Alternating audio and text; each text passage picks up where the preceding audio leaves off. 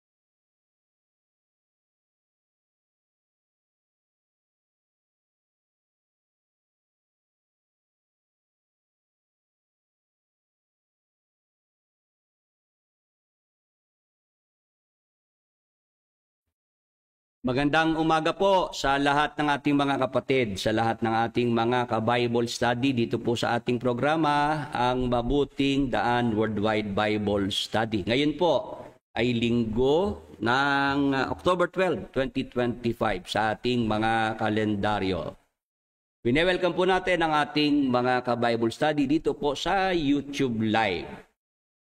Wala pa rin po tayo sa Facebook Live. Hindi pa rin po kasi nagagawa yung computer. Noong ating kasama na nag-handle po niyang live streaming sa Facebook. Dito po muna tayo sa ating YouTube Live, sa ating YouTube channel, magsama-sama sa pag-aaral ng mga salita ng Diyos.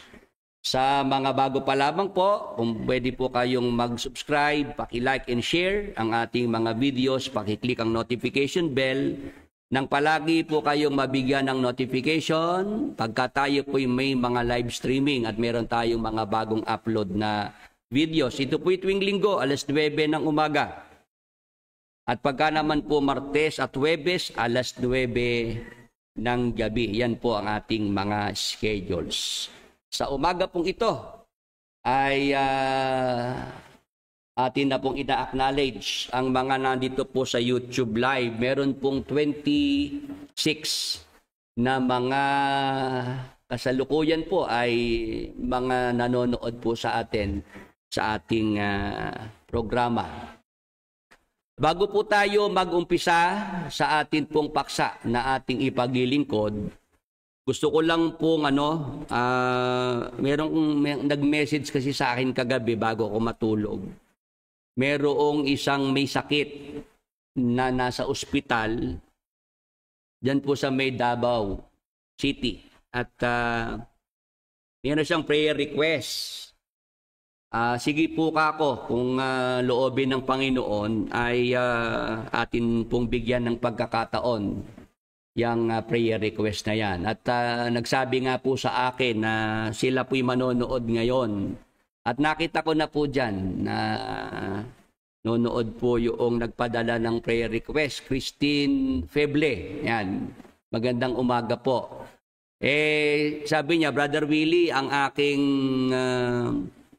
father-in-law ay may sakit.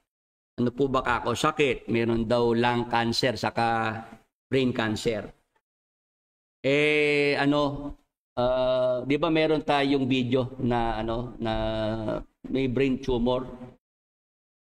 Yung video na yon, panood muna natin yung video na yon para makapagbigay ng inspirasyon dito po sa isa nating kapatid na merong ganito ngayong sitwasyon. Dati meron po tayong pinag-pray na ganyan din po. May tumor naman siya sa brain.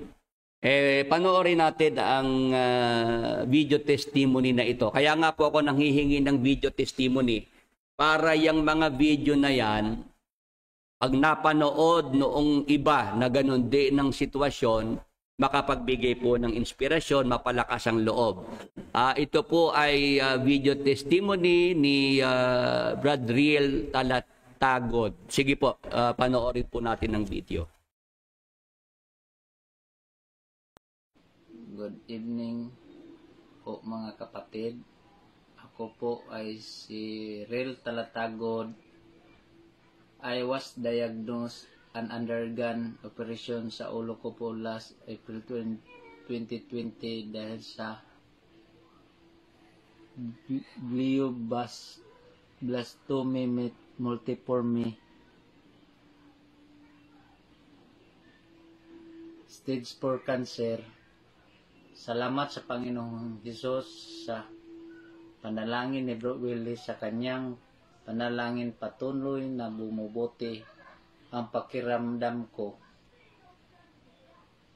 Bumabalik na ang lakas ko at lumiliit na yung bukol na nakita ulit sa ulo ko through MRI. Palang araw po sa ating lahat. Ako po ay si Riel Talatagod, taga Lapu-Lapu, Cebu. Ako po ay lubos na nagpapasalamat sa ating Panginoong Hesukristo sa lubos na kagalingan sa aking sakit at karamdaman na stage 4 tumor cancer sa utak, Constipation Almoranas, at sa mga biyaya at milagrong binigay sa amin. Nagpasalamat din po ako kay Bro Willie sa panalangin sa aking pamangkin. Benign po ang result sa ultrasound niya. Purihin ang Panginoong Hesukristo. Amen.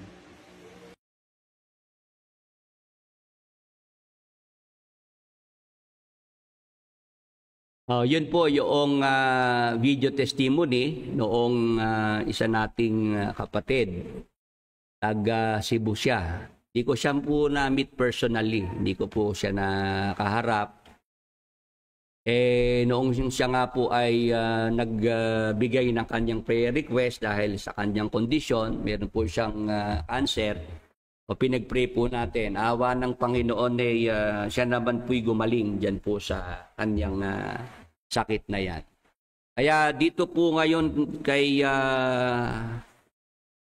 Lope Feble na humihingi po ng panalangin para po sa kanyang kagalingan, naway makatulong po sa inyo yung video na yan. Mapalakas po ang inyong loob na magkaroon kayo ng pag-asa pa rin. Kasi sa panahon natin ito, pagka sinabi ng cancer, talagang parang ikaw parang wala ka ng pag-asa. Tama po. Hindi po ganon, mga kapatid. Kahit cancer pa yan, wala namang imposible sa Panginoon. Amen. Kay Christine Feble, kung kasama mo po yung iyong tatay, dapat po ay yun ang ating maging faith, yung ating pananampalataya. Si Jesus Christ po kasi, mga kapatid, mga ka-Bible study, nung siya po ay mapako sa krus, mamatay sa krus, hindi lang po ang ating mga kasalanan ng kanyang tinubos. Hindi lang yun ang kanyang binayaran. Kasama po sa pagtubos, pagbabayad ng Panginoong Hesukristo, pati na po yung ating mga sakit at mga karamdaman. Amen.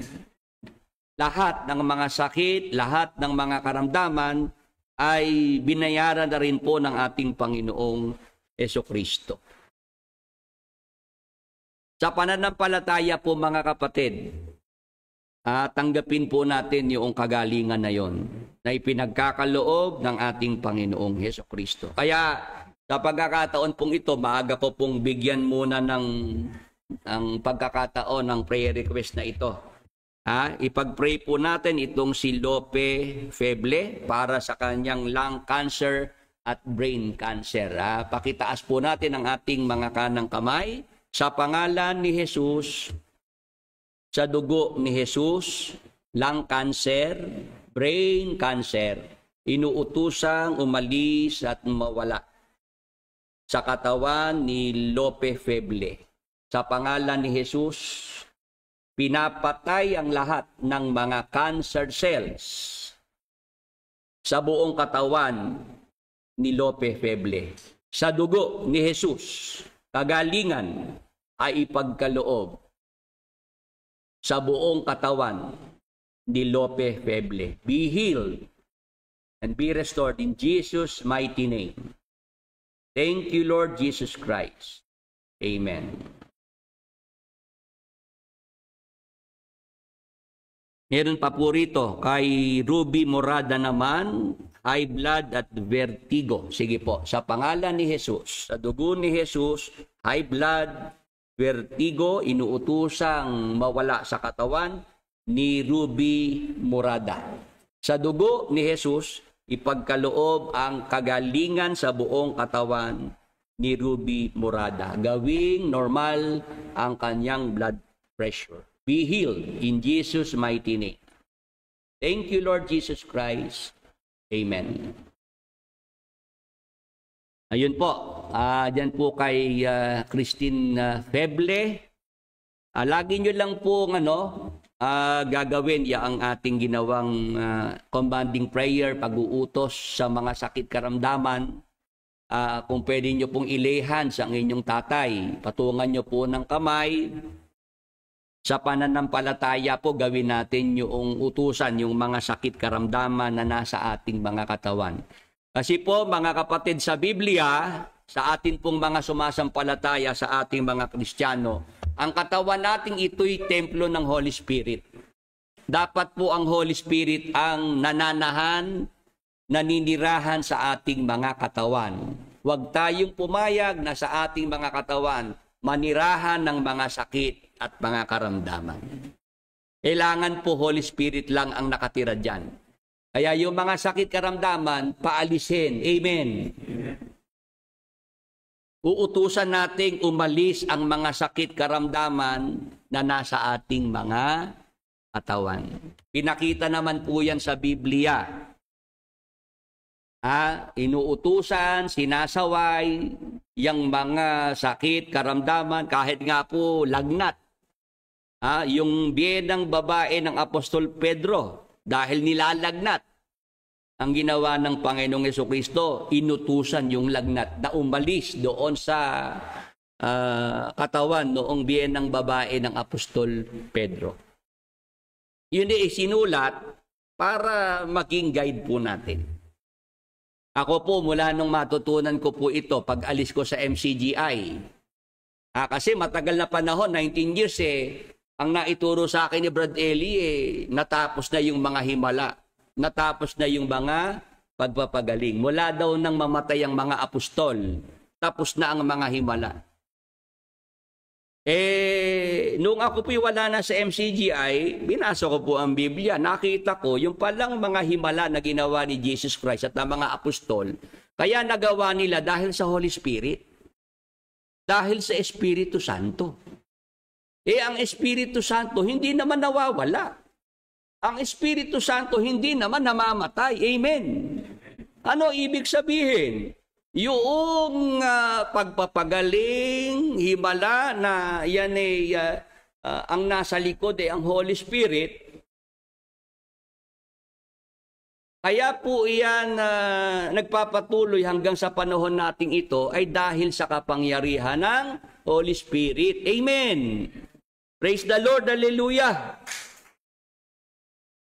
Yan po yung nakamatayan ni Brad Eli na hindi niya naintindihan. Ang tao, kasangkapan lamang. Yung tao na kinakasangkapan, nawawala yun. Pero yung Holy Spirit na kumakasangkapan, hindi nawawala yun.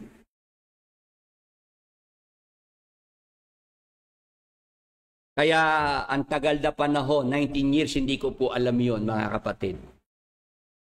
Hindi ko alam na pagka ikay sumasampalataya sa Diyos, kumikilala ka sa Holy Spirit, pwede kanyang maging instrumento para yung kagalingan ay maipagkaloob sa mga tao.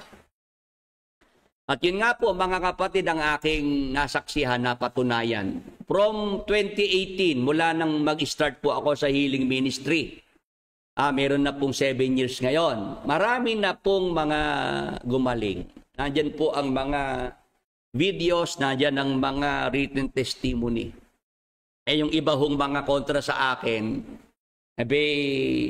ang sabi, bakit ika kung gumaling talaga? Sabi ni Willie Santiago, bakit ika namatay? Yun ang sabi. Akala ko ba ika gumaling yun? Ba't namatay? Akala po nila dahil namatay, ako'y mapagdududan nila. Pati ako mapag-iisip. Sabi ko, simple lang naman yan eh. Si Jesus Christ, meron din siya mga pinagaling. Meron pangang mula sa pati binuhay niya. Gaya ni Lazaro. Namatay uli ka ako yun eh. Tama po ba? Tama po ba? Bakit ako itong mga kritiko, yung mga kumukontra sa healing ministry, para lang itong ginagawa natin ay kumbaga masiraan, magpapaduda sila. Pinag-pray ka ni Willie Santiago. Sabi niya, gumaling. Tapos si Ika, nabalitaan namin namatay. Hindi katotoo yung healing ministry ni Willie Santiago. Kaya nung sumagot ako si Jesus Christ nga ako wala naman ako sa kalingkingan nun no? Yung ako ang dami niyang pinagaling. Gumawa siya ng mga himala. Meron pa nga patay talaga binuhay niyang mag-uli. Kaya lang ako, lahat ng kanyang pinagaling, pati yung kanyang binuhay na mag-uli, namatay din. Tapos ang usapan. Hindi na ulit, hindi na ulit umulit yung mga yon. Ganun naman, pagka nasopla mo na, pagka nabutata mo na, hindi na uulit Ngayon, 48 ang ating mga ka-Bible study. Marami po ang nandyan sa online. Salamat po, talagang tayo sinusundan. Tinututukan ng ating programa. Bago po pala ako mag-start, gusto ko po palang mag-thank you, magpasalamat dito po sa nagbigay ng aking suot ngayon. Meron siguro nakarinig na yung aking mga dating broadcast na yung aking damit talagang halos naging uniforme ko na. Nagpadala po kahapon, pina-LBC. 3 piraso po ito 3 piraso. Sabi ko nga doon kay Brother Bobby. Si Brother Bobby ang nagpadala nito 3 piraso. Brother Bobby, salamat ka ako rin sa padala mo. Kaya lang ako, yung 2 kulay po hindi po pwede sa live. Kasi ang 2 kulay po yellow saka green. Sa live ka ako kasi kontra sa green screen na ginagamit ko. Kasi po pagka nagla-live tayo, gamit ko green screen. Pagka ang suot ko po diyang damit ay kulay green o kulay yellow, wala ho kayo makikitang damit. Ulo lang ang makikita nyo. Magiging invisible yung katawan ko dyan. Pagka po ang damit kong isusuot ay yellow saka green. Yon, sabi ko, ito po ka kung, ano ba to? Red. Red ba to? Maroon. Oo. Naalala ko yung isang beauty pageant Sabi, favorite color mo? Fuchsia. Sabi. Sige nga, spell fuchsia. P, ay hindi. F, ay hindi. Red na lang. Red. R-E-D. Nang mahirapang mag-spell ng fuchsia, binago niya yung kanyang favorite color. Ayun. Kulay maroon, maroon. Yan. Ito po ako pwedeng maisuot sa live. Ayun. Salamat po dyan kay Brother Bobby. Hindi ko nababagitin yung apelyido, Brother Bobby. Salamat po sa inyong pagmamalasakit na pina-LBC. Nagulat nga po ako kahapon ay umakatok dyan yung nagde-deliver. Kumbaga sinorpresa po ako ng kapatid. Ayun, salamat po at na-appreciate ko po yung inyong pagbabalasakit. Tayo po ay agad na pong mag-aral ng ating paksa na ating ipinag-anyaya. Handa na po ba kayo mga kapatid? Ha? Yung mga nandyan po sa online, 62 na ang nasa online. Umpisahan na po natin agad ang ating paksa. Ang kahulugan ng salitang ang isa'y kukunin at ang isa'y iiwan, na pinagkamali ang rapture ni Eli Soriano ayon sa Biblia. Nababasa niyo naman po, mga kapatid, mga ka-Bible study, ang ating paksa. Ang kahulugan ng salitang ang isa'y kukunin at ang isa'y iiwan, na pinagkamali ang rapture ni Eli Soriano ayon sa Biblia. Kung kayo po'y matagal na sa MCGI, alam niyo po na si Brad Eli, isang pasalamat, nagturo tungkol dyan sa ang isa'y kukunin, ang isa'y iiwan. Ang ibinigay na paliwanag po dyan ni Brad Eli, yung ikang kukunin, sila yung mga ira-rapture. Yung mga kukunin, yun ang maliligtas. Yung maiiwan, yun ang mapapahamak. Tama po. Yan. Brother Ray, natatandaan niyo ba yon? Ayan, si Brother Ray. Alam niya yung paksa na yon, ang isa'y kukunin, ang isa'y iiwan. Ang binabasang talata po ni Brad Eli ay ang nasa Lucas 17:34-36. Babasahin ko po mga kapatid, mga ka-Bible study. Sinasabi ko sa inyo, sa gabing yaon, ay 2 lalaki ang sa isang higaan. Ang isa'y kukunin at ang isa'y iiwan. Tuloy. Magkasamang gigiling ang 2 babae. Kukunin ang isa at ang isa'y iiwan. Mapapasabukin ang 2 lalaki, ang isa'y kukunin at ang isa'y iiwan. Ayan po, mga kapatid, mga ka-Bible study, yung talata sa Biblia na pinagbatayan ni Brad Eli, na ang kanyang paliwanag na ibinigay dyan, ang mga kukunin, sila yung mga ira-rapture at sila yung maliligtas. At yun namang mga maiiwan, sila naman ng mga mapapahamak. Yan po sa online, pwede po bang makapagtanong si Brother Willie? Ha? Kung dyan po sa mga nasa online ay alam, ito pong aking sinasabing ito at napakinggan din kay Brother Eli. Yung paliwanag na rapture nga yang binabanggit dyan ni Jesus Christ na ang isa'y kukunin, ang isa'y iiwan. Dito nga po dito nga po yung nabanggit ko noong nakaraan. 'Di ba? Nagkaroon tayo ng paksa tungkol sa rapture. Dito nga po napag-usapan na kapag daw si Brad Eli ay umaangat na sa lupa, sabi ni Sister Luz. Kahit daw sa pantalon ni Brad Eli, kakapit na si Sister Luz para lang wag maiwan. Yun po nung araw na pagkukwentuhan na pagka nandiyan na rapture at si Brad Eli nakita na ng mga kapatid na umaangat na sa lupa at kinukuha na. Sabi ni Sister Luz, kahit daw kapitan niya ang pantalon ni Brad Eli, wag lang siya maiwan Gagawin niya Ang problema lang, 2021, pumanaw na si Brad Eli. Wala nang pantalong kakapitan si Sister Luz ngayon.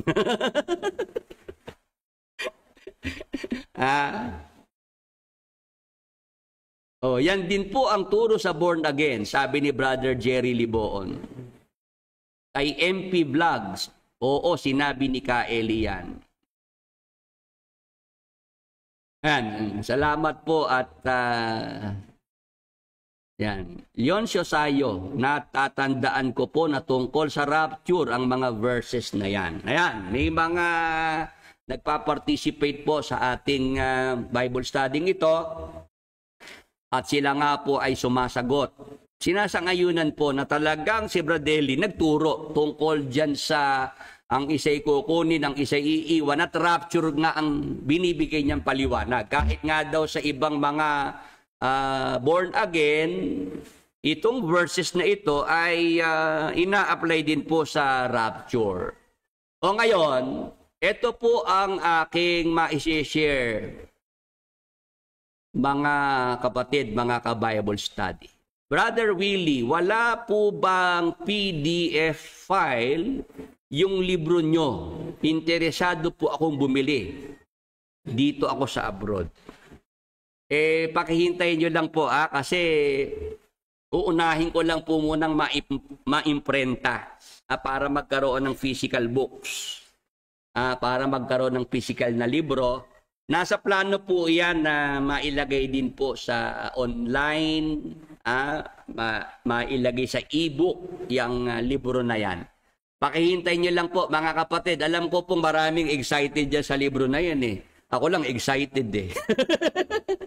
Ako ang unang-unang excited po na yung libro na yan ay mailabas sa publiko. Kasi po mga kapatid, kaya ako excited. Yan po yung aking masasabing legacy na maiiwan ko po rito sa mundo.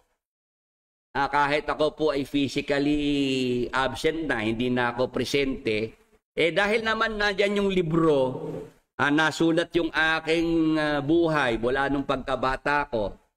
Pag nabasa nyo po yung libro na yun, parang nakasama nyo ko nung araw. Parang kayo po ay nagbalik. Nag-travel, pabalik. Makikita nyo po yung aking doon. Masusubaybayan nyo po yung aking mula sa pagkabata. Kasi may mga letrato po yan, may mga pictures yan. Ayun.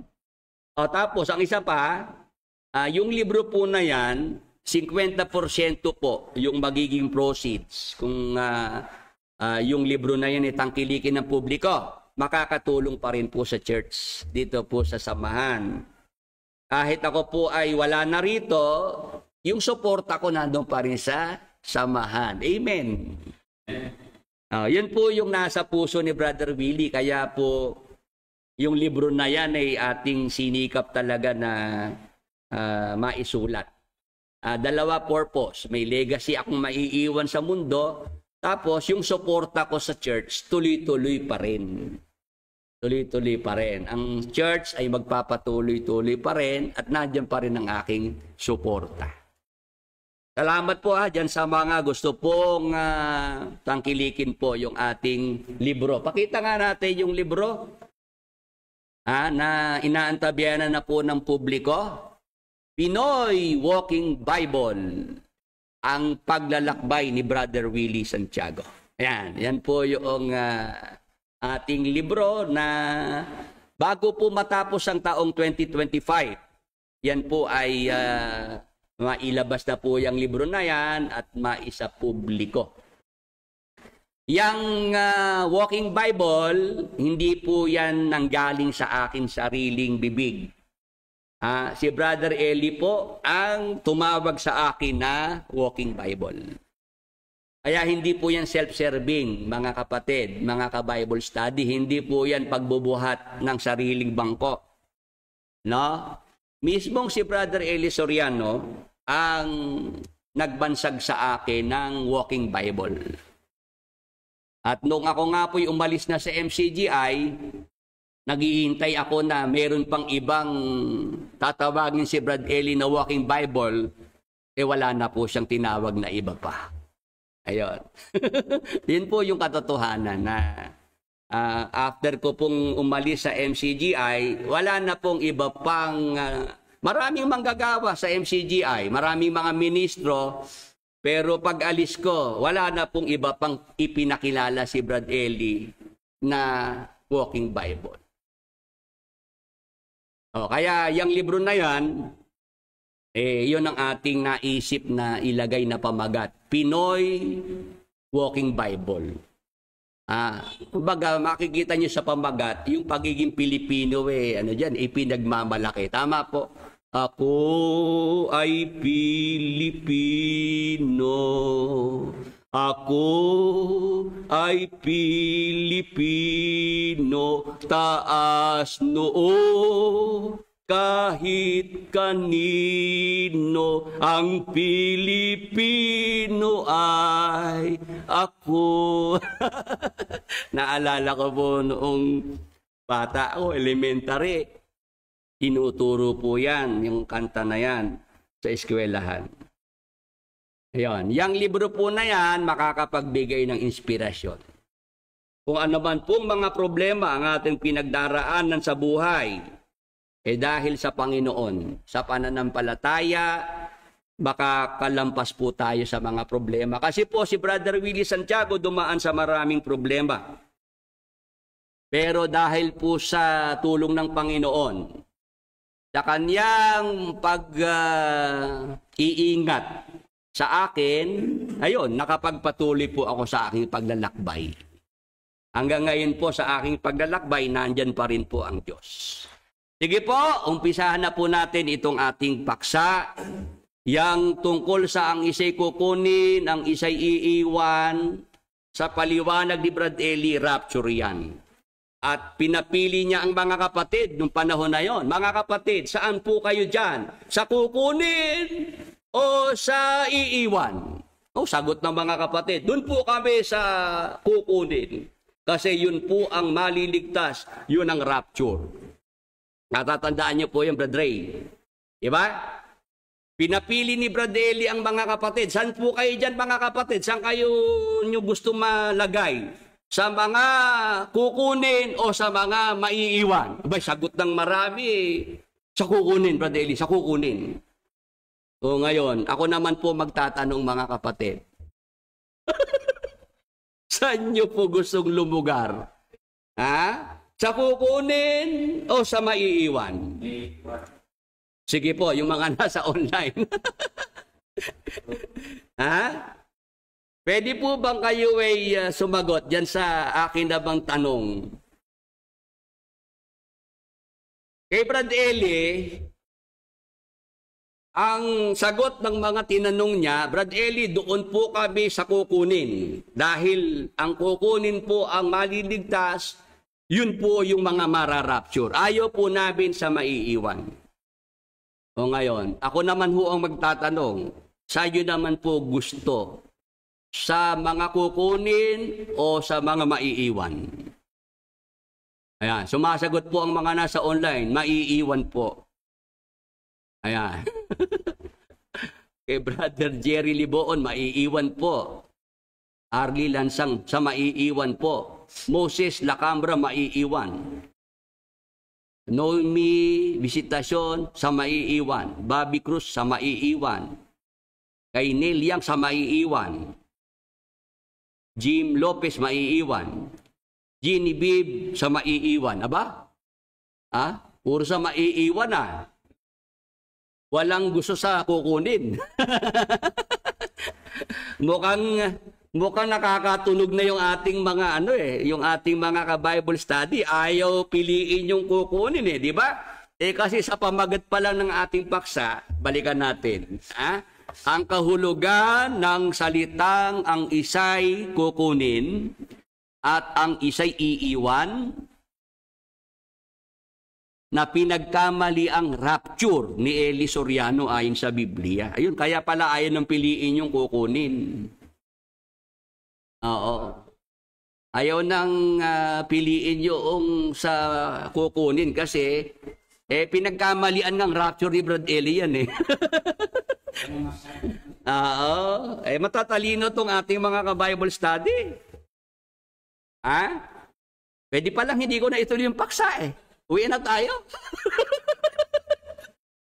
Kasi nasa nasa right track yung mga nakikinig di ba? Ala pa man ako binabasang talata sa Biblia, alam yung tama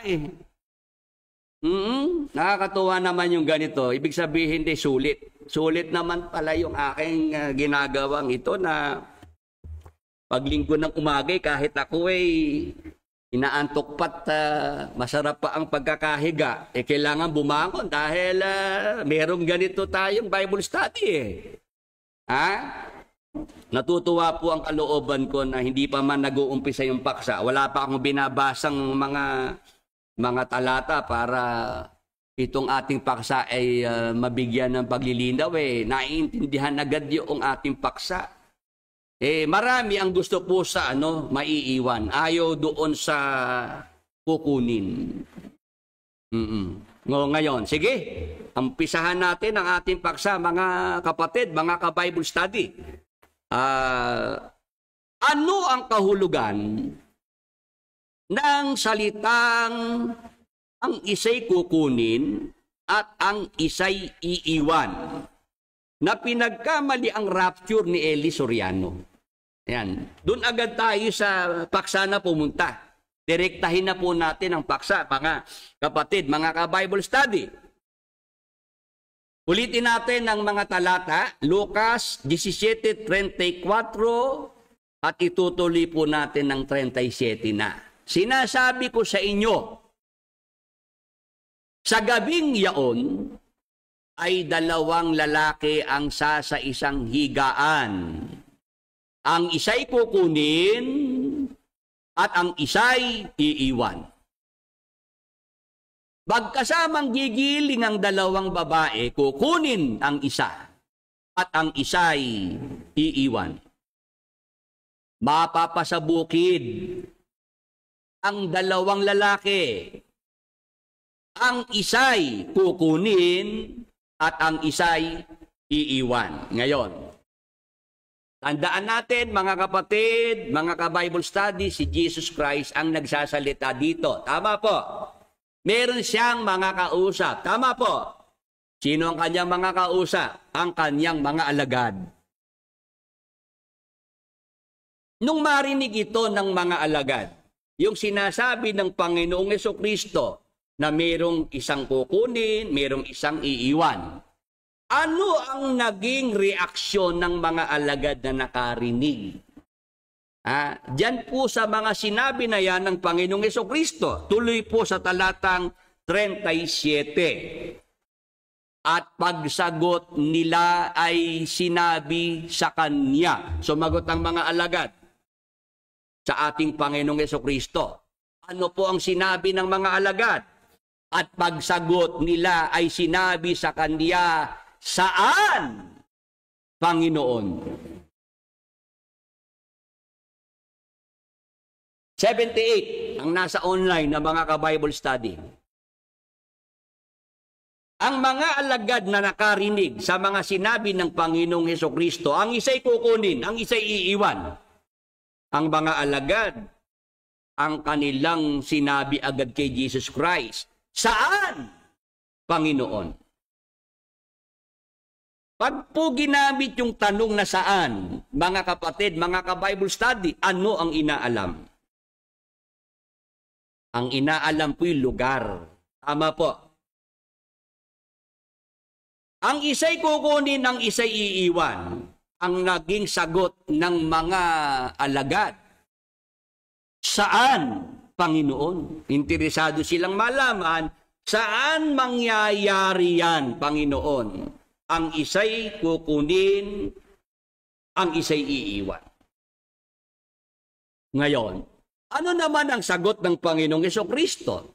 At sinabi niya sa kanila, kung saan naroon ang bangkay, ay doon din naman magkakatipon ang mga uwak. Nakikinig po ang ating mga ka-Bible study.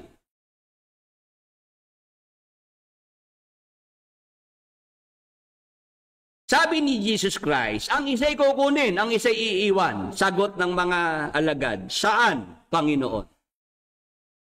Sumagot na ba ng Panginoong Jesucristo sa tanong ng mga alagad? Kung saan naroon ang bangkay, ay doon din naman magkakatipon ang mga uwak.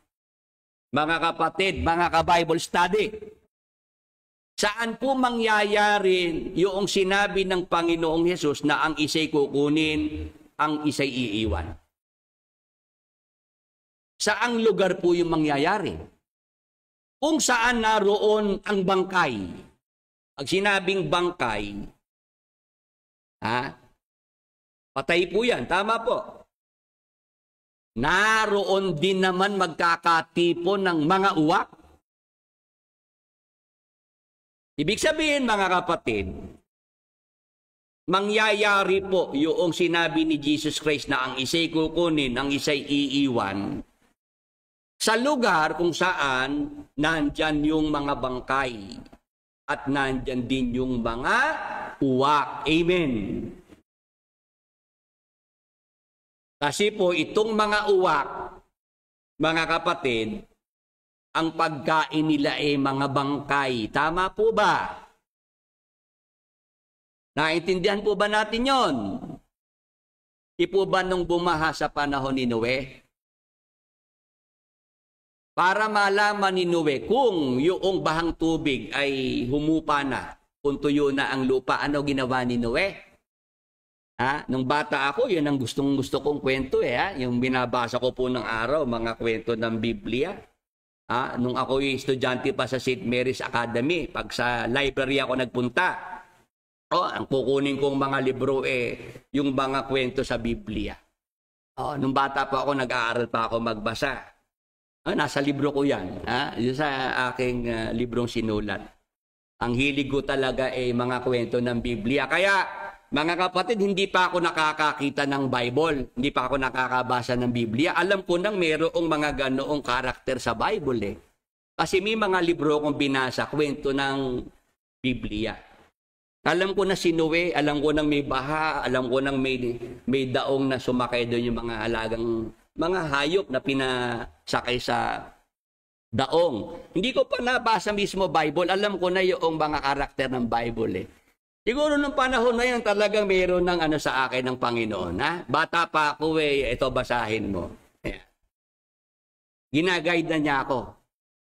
Kaya hindi na naging mahirap sa akin ng Bible Kasi binabasa ko na yung mga kwento sa mga aklat, mga Bible stories. Tapos pag uwi ko naman ng bahay, mga kapatid, buksan ko naman ng telebisyon. Manonood ako Superbook. Yung Superbook, alam niyo po yung Superbook. Kwento rin sa Bible yun. Yun yung mga cartoons na nung araw paborito kong panoorin. Superbook, Flying House. Totoo po yun. Yun ang gustong-gusto ko pinapanood nung ako'y bata. Kaya nung magbasa na ako ng Bible, hindi na ako masyadong nagulat. Yung pala ako yung napanood ko nung araw sa Superbook, sa Flying House. Yung pala ako yung mga nabasa ko doon sa mga libro, aklat doon sa library sa St. Mary's Academy. Ayun. Ngayon, ba't tayo napunta dyan? Yung baha sa panahon ni Noe. Para malaman ni Noe na wala ng tubig, nagpawala siya Ang una niyang pinawalan yung uwak. Hindi na bumalik. Hindi na nag-abala pa yung uwak na bumalik sa daong. Kasi nakita na uwak, maraming mga patay. Doon nalulutang-lutang sa tubig. Mga patay na hayop, patay na tao. No? Yun ang gusto-gusto ng uwak.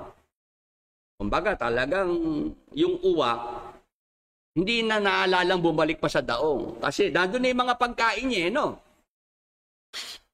Ang ginawa ni Noe, paglipas ng ilang mga araw, nagpawala naman siya ng kalapati. Ayan, yung kalapati, nung pawala ni Noe, bumalik. At meron na pong daladalang sa kanyang tuka, no? Palatandaan na yung tubig sa lupa humupa na. Ayan. Yun ang ibig ko sabihin, mga kapatid, mga ka-Bible study, na talagang ang uwak ang gustong pagkain niya yung mga patay, yung mga bangkay. Amen. O ngayon, ano po ba ang ano niyan? Ang pangyayaring tinutukoy diyan ni Jesus Christ. Yung realidad. Ano po ba yung magaganap diyan na nandyan yung mga bangkay, nandyan naman yung mga ibon na mga uwak. At dyan nga mangyayari yung ang isa'y kukunin, ang isa'y iiwan. Saang lugar mismo dito sa mundo? Tukuyin na po natin yung place, yung physical na lugar. Saan magaganap yung ang isa'y kukunin, ang isa'y iiwan, na nandyan ng mga bangkay at nandyan ng mga uwak. Magkakatipon-tipon ng mga uwak para dyan sa mga bangkay, sa mga patay. Basahin natin Ezekiel 39, 17 hanggang 22. Makinig po tayo mga kapatid. Ito'y propesiya, hula ng propeta Ezekiel. At ikaw, anak ng tao, ganito ang sabi ng Panginoong Diyos. Salitain mo sa sari-saring ibon at sa lahat na hayop sa parang. Magpupulong kayo at kayo'y magsiparito. Magpipisang kayo sa lahat ng dako sa aking hain na aking inihahain sa inyo. Sa malaking hain, sa ibabaw ng mga bundok ng Israel, upang kayo'y mga kakain ng laman at mga kainom ng dugo. Mga kapatid, mga ka-Bible study, ang binasa nating talata, Ezekiel 39:17, hula o propesiya. Ano po sinasabi diyan ng Panginoong Diyos sa pamamagitan ng propeta Ezekiel? Sabi ng Diyos kay propeta Ezekiel, salitain mo sa sari-saring ibon at sa lahat na hayop sa parang. Yung binabanggit ditong sari-saring ibon at lahat na hayop sa parang, tanong ko sa inyo mga kapatid, mga ka-Bible study, literal po bang mga ibon, literal po bang mga hayop? Ano po sagot? Sabi ng Diyos kay propeta Ezekiel, salitain mo, ibig sabihin, kausapin mo, sabihin mo, sa sari-saring ibon at sa lahat na hayop sa parang. Ang binabanggit po ba ditong mga ibon at mga hayop? Literal. Ayan, literal po, literal. Di po literal. Ayan, mayroong naiba. Alin ang naiba? Sabihin kong alin ang naiba. Batibot. Halos karamihan po ay ang sinasabi literal. Pero meron pong nagsabi, ayan, naging dalawa na. Konnichiwa, Lisel Pormilos, hindi po. Brother Willie, totoo po ba ang alien? Ang layo naman ho ng tinatanong niyo sa ating paksa.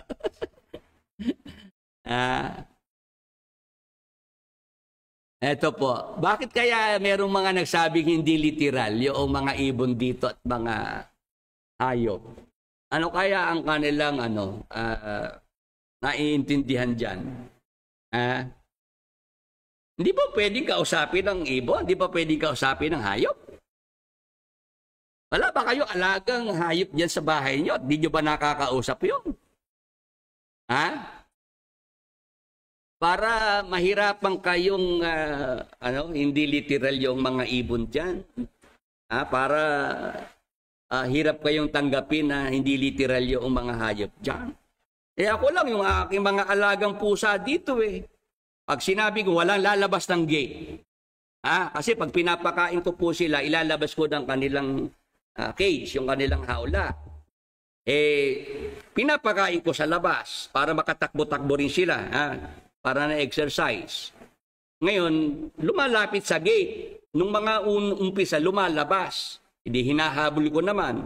Babalik ko uli sa loob kasi maraming mga hayop dyan sa labas, baka mapaaway lang, Kaya meron akong mga kapitbahay dito yung makatuwaan, masaktan. Sinasabihan ko yung mga alaga kong pusa, oy, dyan lang kayo sa gate, walang lalabas. Ayun, noong napasin ko, nakikinig sa akin, hindi na lumalabas. Nakasilip lang sila. Meow, meow.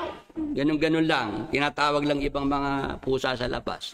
Ibig sabihin, dahil sa aking pagsasalita, naintindihan niyo sinasabi ko, walang lalabas ng gate, dyan lang kayo.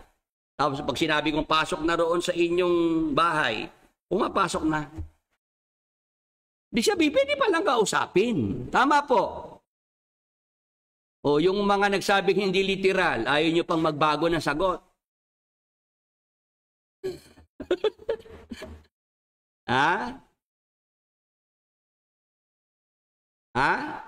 Hindi pa ho ba kayo nagbabago ng inyong sagot? Diyan sa mga nagsabing hindi literal. Nagbigay na ako ng halimbawa na itong mga hayop, sa panahon natin ito, nakakausap lalo naman nung panahon ni Eva at Adan. Doon sa halamanan. Lalo namang nakakausap nila yung mga hayop. Nagsasalita nga yung mga hayop dun Ayun, nagbago na sila. Literal nga, brother. Ay, salamat. Salamat naman at nakumbinsi ko. Kailangan lang kasi magbibigay ka ng halimbawa, pagka yung halimbawa mo, matibay, talagang, makukumbinsi mo naman, Sa panahon ni Eva at Adan, sa halamanan, yung mga hayop doon nagsasalita, nakakausap nila. Hindi nga nagulat si Eva na yung ahas nagsasalita, kinakausap siya. Kasi sanay si Eva at si Adan na yung mga hayop doon nakakausap sila. Amen! O ngayon, sa panahon nating ito, pwede pa rin makakausap ang mga hayop. Ang pagbabago lang sa kanila, hindi na nila kayang magsalita ngayon, kagaya nung sa tao, Hindi kagaya doon sa panahon ni Eva at Adan nung hindi pa nagkakasala.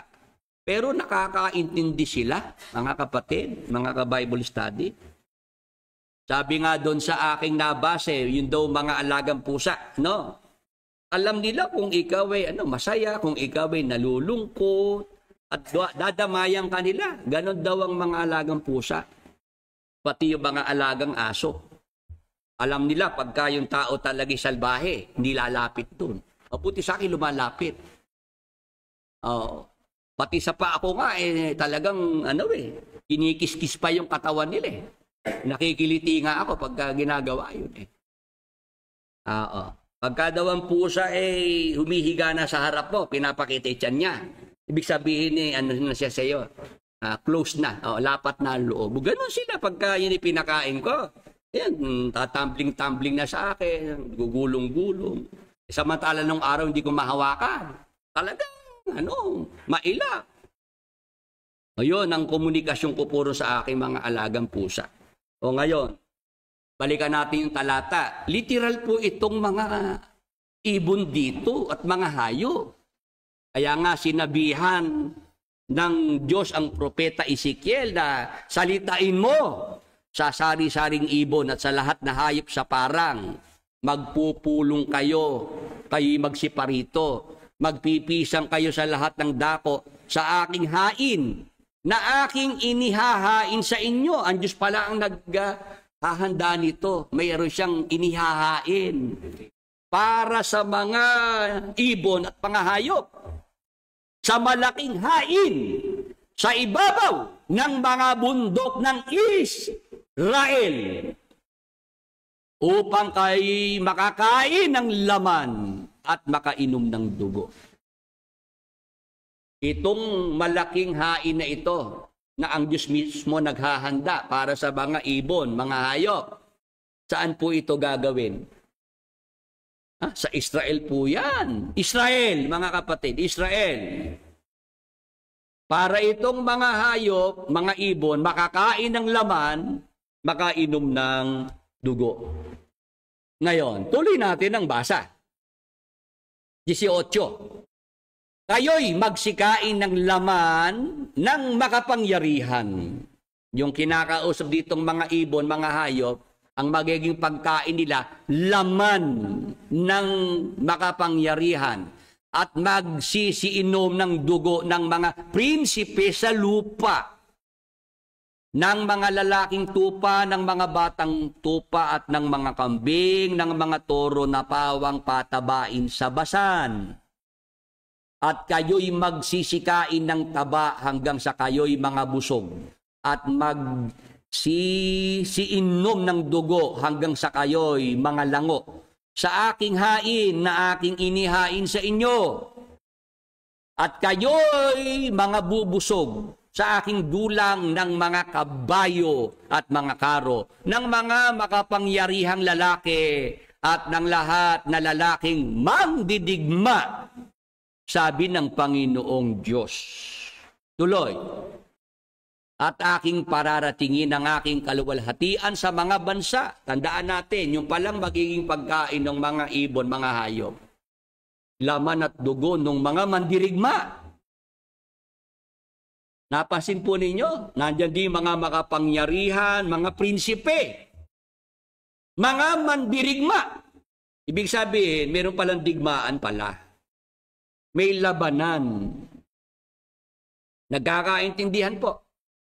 Ngayon, aking pararatingin ang aking kaluwalhatian sa mga bansa, at makikita ng lahat ng bansa ang aking kahatulan na aking inilapat, at ang aking kamay na aking binuhat sa kanila. Sagay malalaman ng sangbahayan ni Israel na ako ang Panginoon na kanilang Diyos mula sa araw na yaon hanggang sa haharapin. Mga kapatid, mga ka-Bible study, nakita nyo na po kung ano yung binabanggit ng Panginoong Jesucristo. Ang isa'y kukunin, ang isa'y iiwan. Saan mangyayari yan? Tanong ng mga alagad, saan Panginoon? Kung saan, naroon ang bangkay, doon magkakatipon ng mga uwang. Sa ating binasa sa aklat ng propeta Ezekiel, ano ang dapat nating maintindihan dito? Mayroon palang mangyayaring digmaan. May mangyayaring labanan. Ang involved dyan, mga prinsipe, makapangyarihang mga tao dito sa lupa. Meron silang mga kabayo din, mga karo, mga mandirigma. Ngayon, yung mga ibon, mga hayop, magiging pagkain nila yung mga laman. Magiging inumin nila yung mga dugo. Nung lahat nung mamamatay, dyan sa mangyayaring digmaan na yan. Amen. Maliwanag po ba sa ating mga ka-Bible study? 80 ang nandito po sa ating YouTube live. Ayan. May nagsabi sa akin wala daw akong karisma. Si Willie Santiago Eka kasi walang karisma. Wala siya nung kagaya nung kay Brad Eli. Kaya may nagsuggest pa para dumami ang niya, mga miyembro niya. Pagbumurahin niya kaya yung mga pastor. Ganun daw kasi ang karisma ni Brad Eli. Nung napansin ng mga tao, minura ang mga pastor. Murahin niya yung mga pastor nang siya mapansin din ng mga tao. At tapos gawin din niya mambola. Yung pambobola gamitin niya yung pambobola. Ang problema lang hindi ako ganun Hindi ako yung bolero. Sa babae baka pwede pa. Natawa yung mga nandito Noong ako kabataan ko siguro noong ako high school pa Pwede natin bula-bulahin yung mga babae, ha? Yung mga kursunada natin nung araw, no? Para tayo, kaya nung araw, ma'am, bola, das boy tigilan na. May awit ng mambobola kasi may mga bolero, no?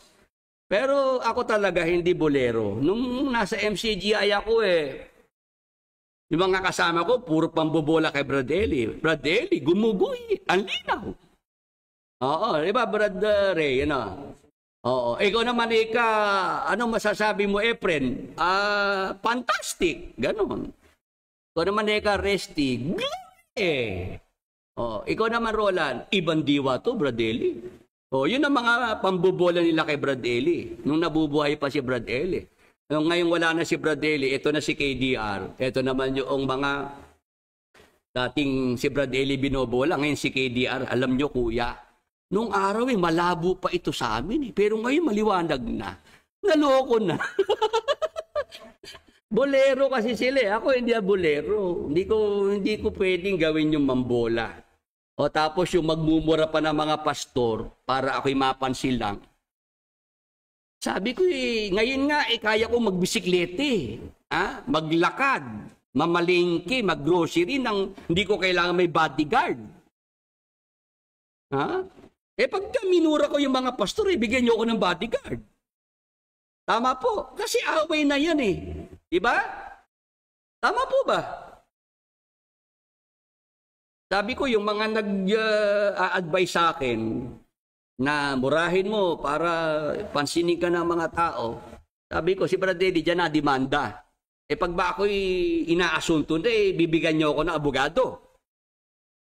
Ako ba'y bibigyan niyo ng pampiyansa pag ako'y dinidemanda na o papanoorin niyo na ako, tapalakpak pa kayo. Ayan, uto-uto kasi yan. Diba? Ayan po, mga ka-Bible study, nung madinig ko yon, natawa lang din ako. Hindi naman ako na pikon. Kasi sanay naman ako, mga kapatid. Mula pa roon sa Genius Family, kay Don Manolo Pabis, ang dami ko nung nakausap dun na-train ako para wag mapikon, wag pumatol sa mga ganyan lang.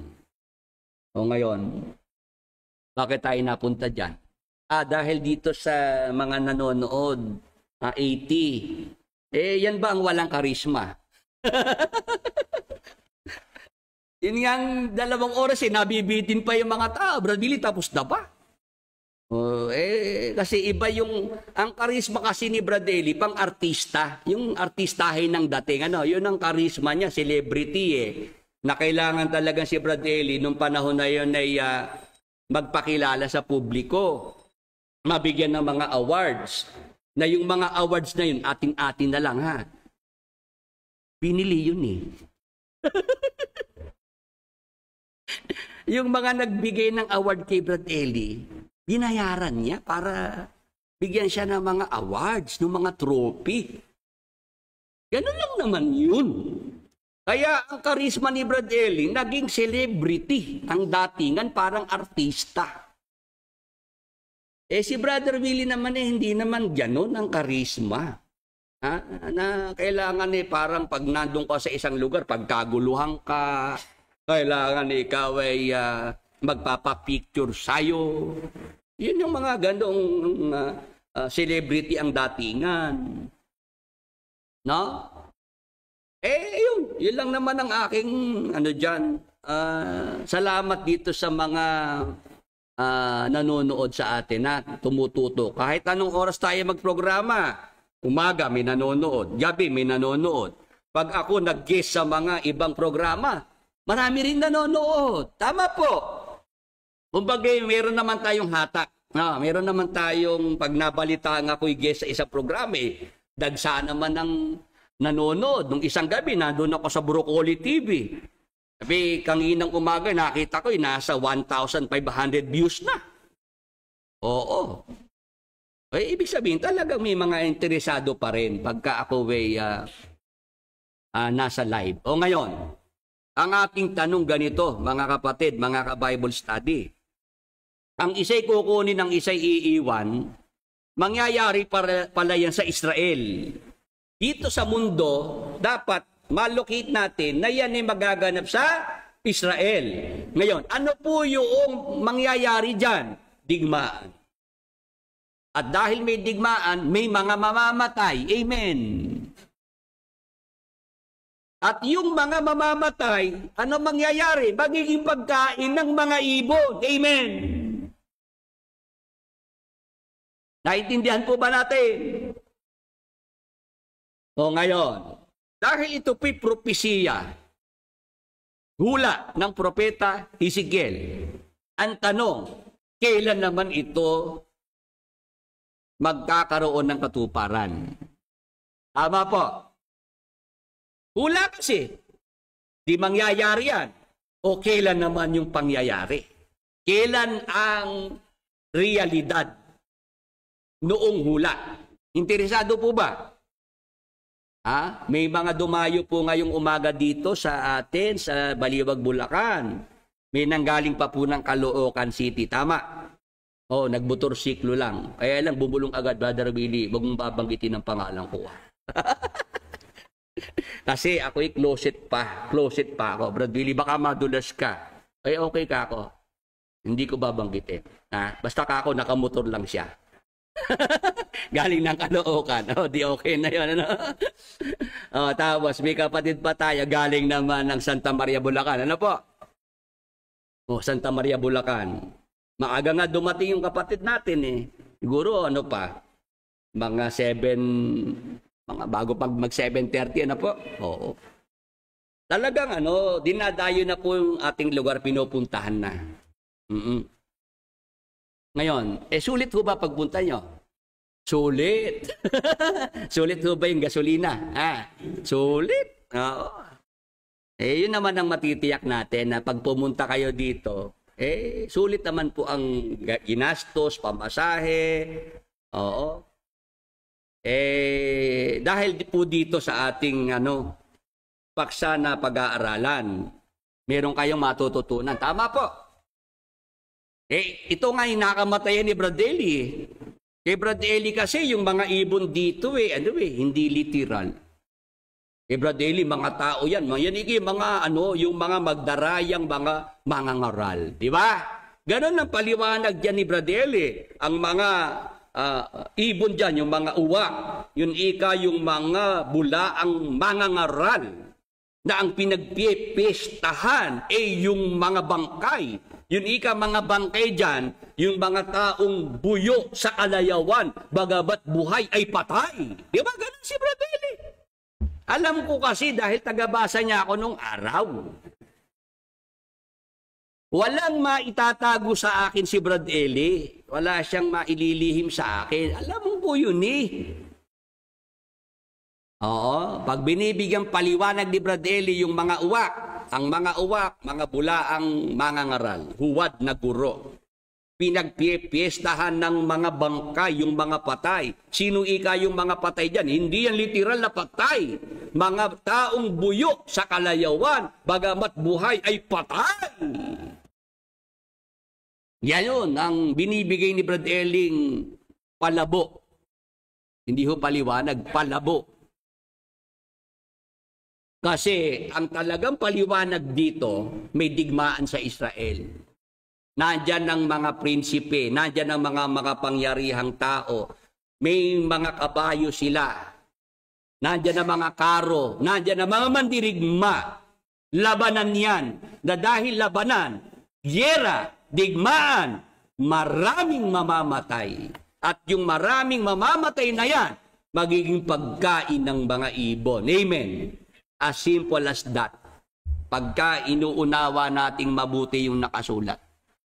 Ngayon, dahil yan po ay propesiya hula, tanong, yung katuparan ng hula, kailan yan? Basa sa Apokalipsis 19:11. Patuloy-tuloy hanggang 21. Sundan niyo po ang mga talatang ating babasahin. At nakita kong bukas ang langit. Ano po ang nakitang bukas? Ang langit. At narito ang isang kabayong maputi. Yun pong isang kabayong maputi, saan po yan ang galing? Sa langit. Yun ho bang kabayong maputi dyan ay literal na kabayo? Literal na kabayo. Kung ang kabayong maputi na galing sa langit ay literal na kabayo, meron ho bang hayop sa langit?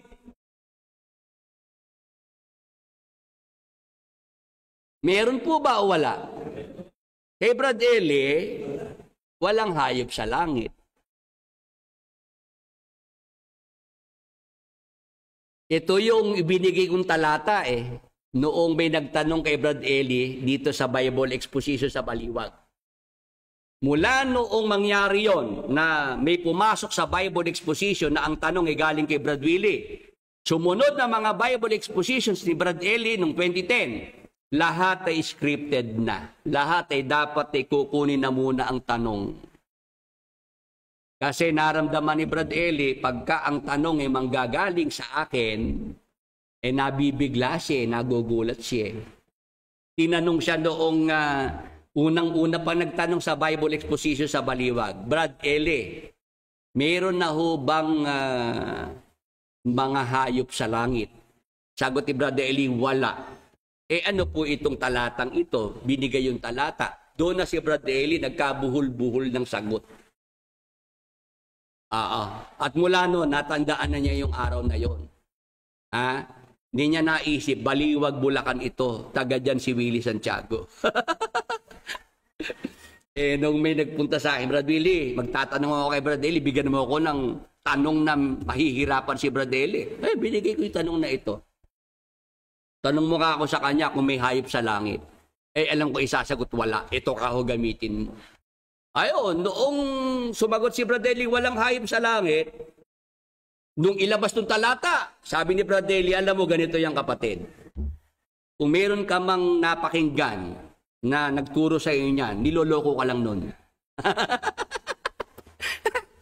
Ganon na lang si Brad Eli sumagot nun Kasi nabigla siya. Ayan. Sabi ni Bantor, napanood ko po yan sa Bible study. Ayan, napanood niya. Talagang nabigla dito si Brad Eli. Hindi niya inaasahan na mayroong ganitong talata. Na noong makita ng Apostol Juan na bukas ang langit, narito ang isang kabayong maputi. At yaong nakasakay dito ay tinatawag na tapat at totoo. At sa katwiran siya'y humahatol at nakikipagbaka. Doon sa nakitang kabayong maputi, may nakasakay doon. Kaya hindi pwedeng yan hindi literal. May nakasakay Amen. Nagkakaintindihan po. Kaya nung ito po'y mailitaw ko yung talata na yan at nakikipag-debate ko nung araw sa mga forums, yung mga doon sa The Bereans. Chat-chat lang kami nung araw di nagipit ko yung tagapagtanggol ng dating daan doon. Noong masukol ko na siya diyan tungkol sa hayop sa langit. Napikon sa akin yung kausap ko Sabi, oo na, may hayop na sa langit. At ikaw yun, Willie Santiago. Sabi sa akin. Sabi ko, okay lang, salamat. At tanggap mo na ako'y taga-langit. Sabi kong gano'n. Ganon na lang sila nung araw noong nasusukol At pagka napahiya ko na, sabi pa sa akin, okay lang, di naman ako ang leader. Sabi, kaya ako tinamad na nung panahon na yun. Sabi ko, kahit pala maipit ko to mga to, masukol ko wala rin di ba? Okay lang naipit mo ako, Willie Santiago, hindi naman ako ang leader ng samahan. Yung tinandaan ko na, pagka ang maghahamon sa akin ng debate, wala naman taya. Ba't ko papatulan? Tama po ba? Hindi lahat na naghahamon ng debate, dapat patulan. Kasi wala naman taya Kumbaga sa sugal pusta nun. Tama po. Ganon yun. Ngayon, itong kabayong maputi na ito, bukas ang langit, nakita ng Apostol Juan. may nakasakay sa kabayong maputi. Tinatawag na tapat at totoo. At sa katwiran siya'y humahatol at nakikipagbaka. Tuloy. At ang kanyang mga mata ay ningas ng apoy. At sa kanyang ulo ay maraming diadema. At siya'y may isang pangalang nakasulat na sino man ay di nakakaalam kundi siya rin. Tuloy. At siya'y nararamtan ng damit na winisika ng dugo. At ang kanyang pangalan ay tinatawag na ang Berbo ng Diyos. Mga kapatid, mga ka-Bible study, yung nakasakay sa kabayong maputi, sino po yun? Ang pangalan niya ay Berbo ng Diyos. Si Jesus Christ yan. Amen. Maliwanag po sa ating mga ka-Bible study, si Jesus Christ, ang Berbo ng Diyos, nakasakay sa kabayong maputi. Ngayon, tuloy natin ang basa. At ang mga hukbong nasa langit ay sumusunod sa kanya na mga nakasakay sa mga kabayong puti at nangararamtan ng mahalagang linong maputi at dalisay. Si Jesus Christ nakasakay sa kabayong maputi. Tapos, yung hukbo ng langit sumusunod sa kanya, nakasakay din sa mga kabayong puti. Si Jesus Christ ang nangunguna, tama po. Sa likod niya ang hukbo ng langit. Yan ang pinaka-army. Nakasakay din sila sa kabayong maputi. Nararamtan ng mahalagang lidong maputi at dalisay. Tuloy. At sa kanyang bibig ay lumalabas ang isang tabak na matalas upang sa pamamagitan nito'y sugatan niya ang mga bansa. At kanyang paghaharian ng tungkod na bakal, at niyuyurakan niya ang pisaan ng ubas ng kabangisan ng kagalitan ng Diyos na makapangyarihan sa lahat. At siya'y mayroong isang pangalang nakasulat sa kanyang damit at sa kanyang hita, hari ng mga hari at Panginoon ng mga Panginoon. Tuloy. At nakita kong nakatayo ang isang anghel sa araw, na siya'y sumisigaw ng malakas na tinig na nagsasabi sa lahat ng mga ibong lumilipad sa gitna ng himpapawid, hali kayo at mga katipon sa dakilang hapunan ng Diyos. O ito na mga kapatid, mga ka-Bible study, yung katuparan ng hula. Propesiya sa aklat ng propeta Ezekiel. Naintindihan po ba natin? Ito na, yung anghel sumigaw ng malakas na tinig. Sinabihan ng lahat ng mga ibong lumilipad sa gitna ng himpapawid, hali kayo at mga katipon sa dakilang hapunan ng Diyos. Ito na yung inihahandang hapunan ng Diyos para kanino? Sa lahat ng mga ibon sa himpapawid. Tuloy. Upang kayo'y makakain ng laman ng mga hari, ng laman ng mga pangulong kapitan, at ng laman ng mga taong makapangyarihan, at ng laman ng mga kabayo, at ng mga nakasakay dito, at ng laman ng lahat ng mga taong laya, at mga alipin man, at maliliit at malalaki. Tuloy. At nakita ko ang hayop, at ang mga hari sa lupa, at ang kanilang mga hukbo, na nangagkakatipon upang makipagbaka laban doon sa nakasakay sa kabayo at laban sa kanyang hukbo. Mga kapatid, mga ka-Bible study, i-visualize natin ang pangyayari. Mula sa langit, si Jesus Christ, papunta rito sa mundo. Amen. Kasama niya ang hukbo ng langit. Papunta sila sa mundo. Dito naman sa mundo, may mga nag-aabang naman.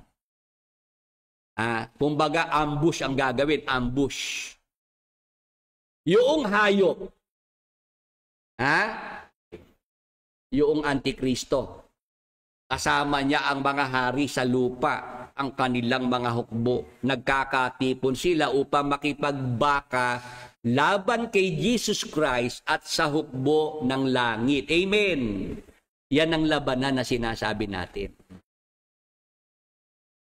Si Jesus Christ, kasama ang hukbo ng langit, Mula sa langit, papunta sa mundo. Dito naman sa mundo, sa lupa, nag-aabang naman ang Antichrist. Kasama naman niya yung mga hari, yung mga makapangyarihan, yung kanilang mga hukbo para naman lumaban kay Jesus Christ at sa kanyang hukbo. Amen! Nagkakaintindihan po, mga kapatid, mga ka-Bible study. Kasi sabi ko lang yung makikipagdebate sa akin, dapat may taya. Para namang hindi umiintindi. Ano? Ang lakas ng loob makipagdebate, wala kang taya Ha? Meron ngang sa akin nung araw, Brother Willie ka, para ako'y sumama sa'yo, talunin mo muna ako sa debate. Pag natalo mo ko, sasama ako sa'yo. Ano sabi ko? Wag na lang. Wag na lang. Kasi sasama ka sa akin dahil napahiya. Di ba? Natalo kita sa debate. Sasama ka sa akin. Dapat kasi sasama ka dahil sumasampalataya ka sa pinapangaral ko. Amen. Tama po ba? Kasi marami na ako nakita gano'n nung araw na nasa MCGI pa ako. Nakipagdebate kay Brother Eli, natalo, napahiya, umanib. Hindi naman to magaling. Hindi to magaling. Kasi wala sa puso yung pagsama. Wala sa puso. Napahiya lang, naobliga lang. Kaya ganun. Mayroong mga ino-offer ng sarili na talunin mo ka sa debate, Willie Santiago, at sasama ako sa iyo. Kahit naman matalo ko nakikita ko ang mangyayari, hindi rin magiging maayos na kasama yung ganun. Kaya ganun, yung mga dyan, mga nag-iingay lang, maingay lang naman sila sa social media. At yung mga nagpapakilalang mga mahuhusay na magdebate, pakinggan nyo po, hindi marunong mangaral yung mga yun. Hindi tatagal ng medyo oro mangaral kasi walang sasabihin. Ang alam na sa debate, sumagot ka sa tanong, yes or no. Akala mo, yung pagtatanong niya, maayos siya, maalam siya. Ang alam niya, limitado lang. Doon lang sumagot ka sa tanong, yes or no lang. Ganun lang sila. Pero subukan nilang mangaral, ni kalahating oras hindi tatagal. Kasi walang sasabihin. Hanggang doon lang yung pondo nila. Kaya ang alam nila, debate lang, na limitado, 5 minuto lang magsasalita, 10 minuto magsasalita, magtatanong, yun lang ang alam nila. Kaya yung mga nag-iingay dyan, si Soriano nga na nagturo sa akin, hinamon ko ng debate, nakamatayan yung hamon ko Lalo kayo natutulan ng kapraso kay Soriano, hahamunin nyo ako. Mag-isip-isip muna kayo ng mabuti. Ngayon, yung ating paksay tuloy ko, meron lang mga pumapasok na gustong umepal dito, gustong magpapansin. Si Jesus Christ, inaabangan noong Antikristo sa lupa. Kasama niya yung mga hari para lumaban, pati hukbo ng mga hari. Ngayon, ano mangyayari dyan? Tuloy ang basa. At sinunggaban ng hayop. Kasama niya ang bulaang propeta na gumawa ng mga tanda sa harapan nito, na siyang ipinangdaya sa mga nagsitanggap ng tanda ng hayop at sa mga sumamba sa larawan nito. Ang dalawang ito ay inihagis na buhay sa dagat-dagatang apoy na nagliliyab sa asupre. Doon pala sa mangyayari na yung labanan, ang unang casualty, ang unang tatamaan, yung hayop at bulaang propeta. Ano mangyayari? Sila po'y ihahagis na buhay sa dagat-dagatang apoy na nagliliyab sa asupre. Ngayon, ano mangyayari? Tuloy ang basa. At ang mga iba ay pinatay sa tabak na lumalabas sa bibig niya ang nakasakay sa kabayo, at ang lahat ng mga ibon ay nangabusog ng mga laman nila. Yung mga iba, yung mga hukbo noong Antikristo, ng mga hayop, ng bulaang propeta, pinatay sila sa tabak na lumalabas sa bibig niyaong nakasakay sa kabayo. Ibig sabihin, mga kapatid, ganito. Yung salita ni Jesus Christ, yun gaya ng tabak yun Sa isang salita lang ni Jesus Christ, ano po nangyari? Patay yung mga hukbo noong Antikristo. Ano nangyari doon sa mga namatay na yon? Lahat ng mga ibon nangabusog ng mga laman nila. Mga kapatid, ayan, 90 na ang nasa YouTube Live.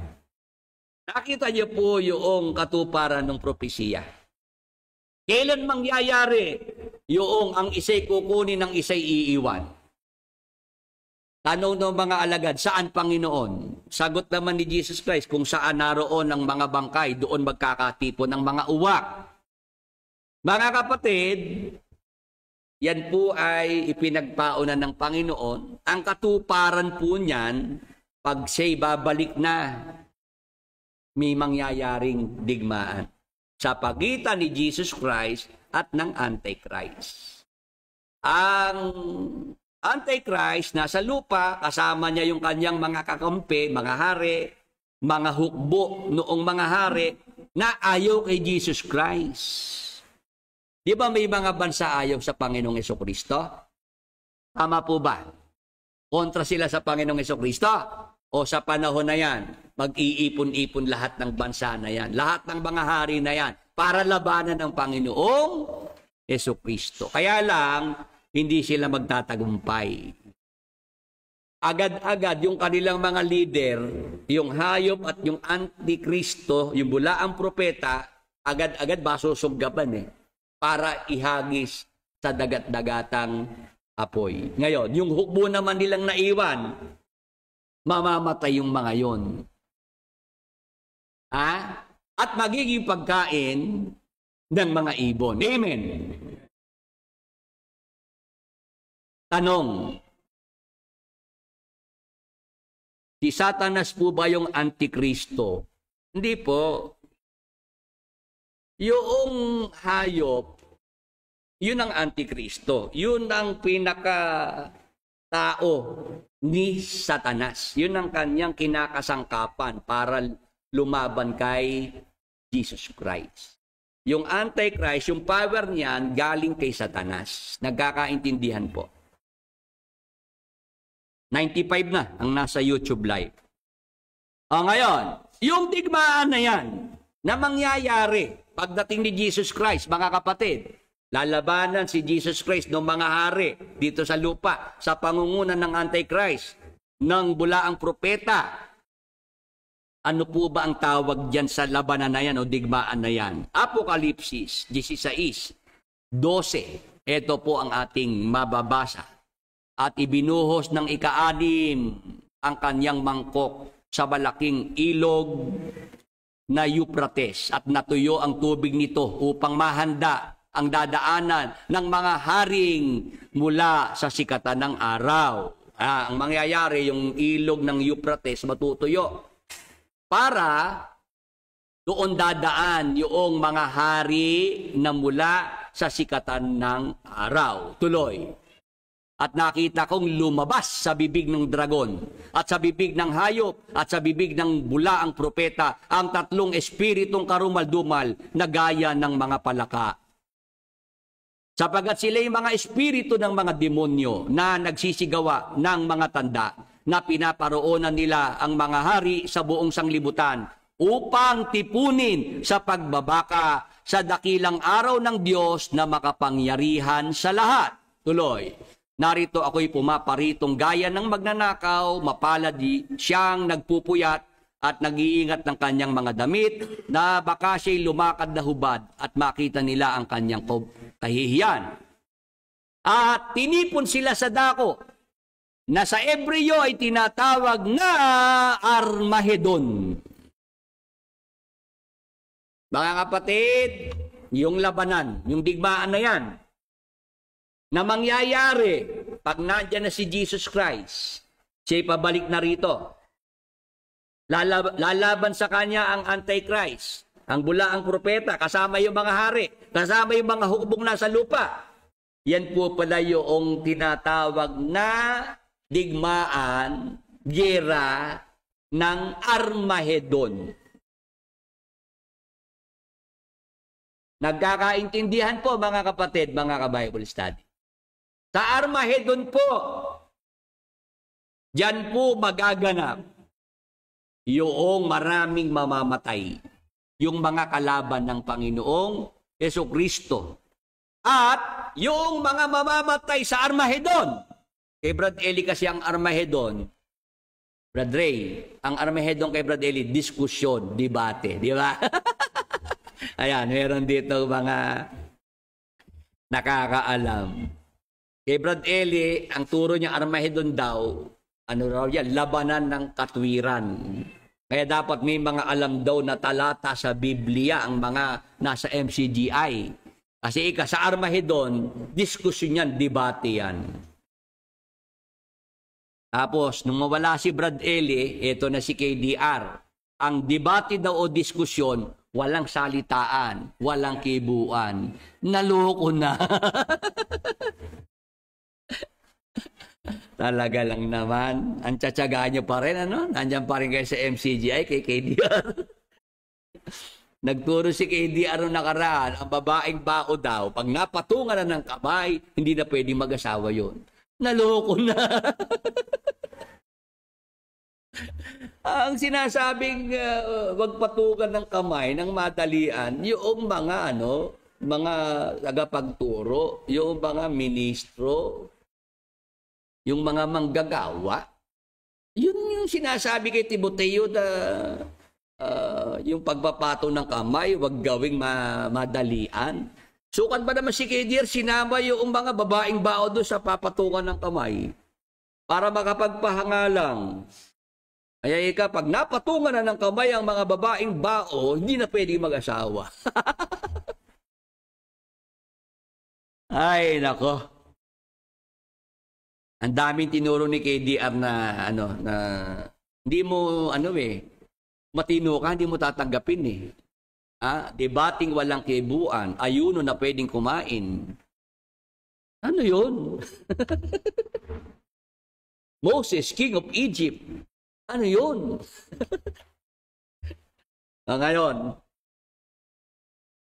nagkakaintindihan po ba tayo mga kapatid, mga ka-Bible study? Armageddon po pala yung katuparan ng propesiya. Armageddon, literal pong labanan yan. Literal na digmaan yan. Kasi nandiyan si Jesus Christ, kasama niya yung hubong ng langit, papunta sa mundo, sa lupa. Dito naman sa lupa, nakaabang naman yung Antichrist, yung bulaang propeta, kasama naman yung mga hari, mga hukbo nila, nalaban naman sa Panginoong Jesucristo. Kaya lang, yung labanan na yun, mabilis lang yun. Mabilis lang. Kasi mabilis na masusunggaban yung hayop at bulaang propeta, mabilis na maihahagis sa dagat-dagatang apoy. Tapos yung mga hukbo naman nila, sa isang salita ni Jesus Christ, patay lahat ng mga yun eh. Kaya nga napasin nyo yung kasama ni Jesus Christ, nakadamit ng puti. Papunta sa labanan. Napasin nyo po ba yun?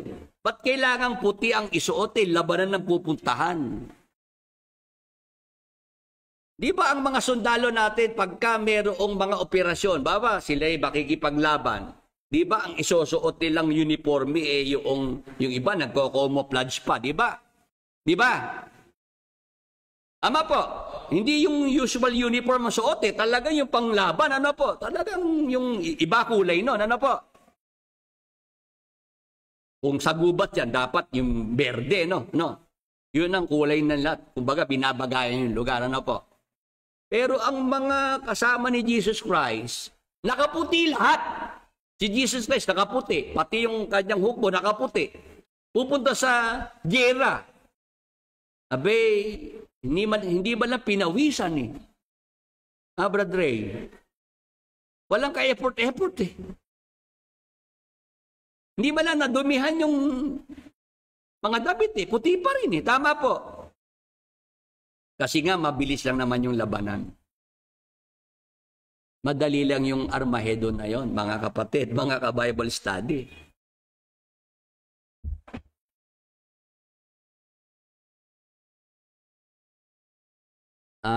Mr. Vegeta, Kawili, yung mga giyera po ba na nangyari na dito sa lupa, ano po ba ang pwedeng maitawag doon? Di giyera. Diba, sabi naman ng Panginoon, magkakaroon ng mga digmaan, mga alingaw-ngaw ng mga digmaan. Yun, giyera lang. Oo. Kasi ito kaya Armageddon, tinipon na yung mga hari, yung mga bansa, yung hukbo nila para lumaban kay Jesus Christ. Kaya tinawag na Armageddon. Yun ang special na mention dyan, Armageddon. Kasi magaganap sa Israel yan sa pagbabalik ni Jesus Christ para tapusin ang kalupitan ng Antichrist, para naman tapusin din ng malaking kapighatian at para maumpisahan ng kanyang 1,000 taon ng paghahari sa buong mundo. Amen. O ngayon, ang ating tanong ganito. Bakit hindi tungkol sa rapture ng mga Kristiyano ang salita ni Kristo na ang isa'y kukunin at ang isa'y iiwan? Kasi pinagkamalian ni Brad Elig rapture yan sa ating pag-aaral, ito sa Armageddon pala yan.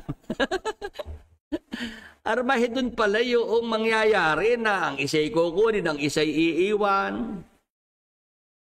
Ang katuparan nandyan yung mga bangkay, nandyan yung mga uwak. Ang realidad po niyan, yung katuparan ng hula, pag nandyan na si Jesus Christ, maglalaban na sa Armageddon, kalaban yung Antichrist at yung mga hukbo ng Antichrist. O ngayon, bakit hindi nga rapture? Hindi tungkol sa rapture ng mga Kristiyano, yung sinabi ni Jesus Christ na ang isa'y kukunin, ang isa'y iiwan. O yan ang ating itutuloy next Sunday. Tuloy natin. Next Sunday, itong ating paksa. Alam nyo, yung ganitong klase ng Bible study, ito yung mas, natututo yung mga nakikinig. Tama po. Yung iba kasi, ang sabi, si Willie Santiago, pinapahaba masyado yung paksa niya. Para lang siyang si KDR. I beg to disagree. Kasi si KDR, yung paksa niya para humaba, magre-recap na magre-recap, di ba? Si Josel, magsasalita. Si Sani Catan, magsasalita. Si Rodel, uulit-ulitin yung mga sinabi, re-recap ng magre-recap para lang humaba ng humaba. Si Brother Billy, wala namang ganong recap-recap. Topic series talaga. Talagang yung ating pag-aaral malawak. At maraming ang dinadaanan, tama po. Oo. Ganon. Para ako ikumpara kay KDR, wag namang ganon. Yun ikang tanong tungkol sa rapture, kahit 5 minuto lang, kaya yung sagutin yun hindi nga ako ganon sumagot.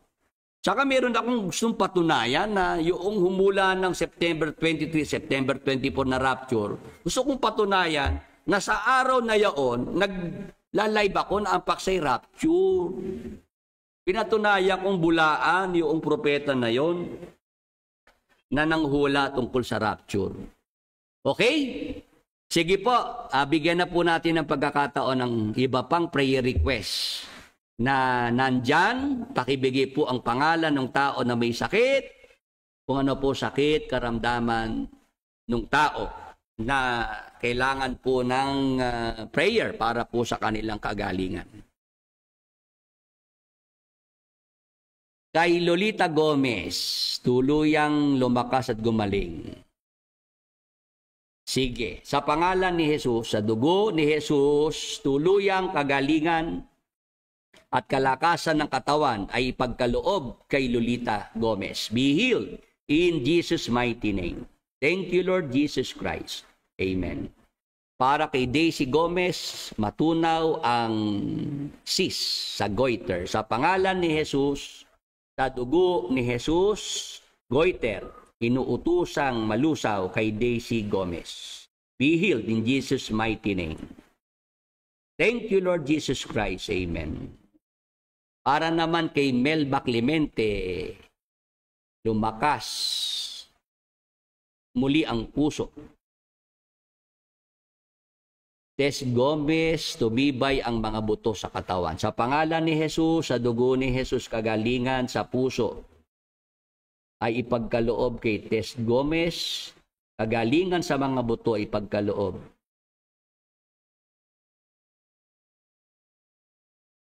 Kay Tess Gomez, kagalingan sa puso ipagkaloob kay Melba Clemente. Sa dugo ni Jesus, ipagkaloob ang kasiglahan at kalakasan ng kanilang mga katawan. Thank you, Lord Jesus Christ. Amen. Sakit sa balat, Albert Nio. Sa pangalan ni Jesus, sa dugo ni Jesus, kagalingan sa balat ay ipagkaloob kay Albert Nio. Sa dugo ni Jesus, inuutosang umalis at mawala ang kanyang sakit sa balat. Thank you, Lord Jesus Christ. Amen.